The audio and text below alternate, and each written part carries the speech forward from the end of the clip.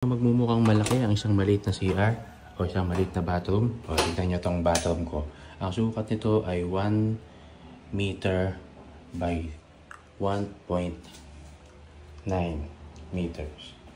Pero kompleto. No? Meron ako ditong shower partition na sliding.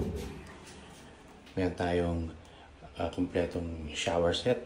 May niche. No?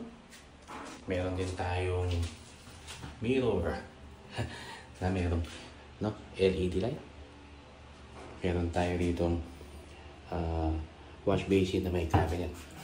Ngayon, mukha siyang malaki pa rin. Kahit na ganun lang ang size niya, 1 meter by 1.90. Bakit?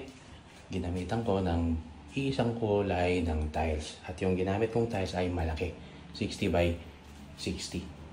Kaya mukha siyang iisa.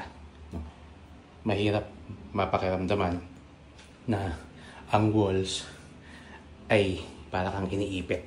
Kasi pati yung floor ay same language, same color, same tone. Yun ang isang technique. Gawin mo siyang floor to ceiling.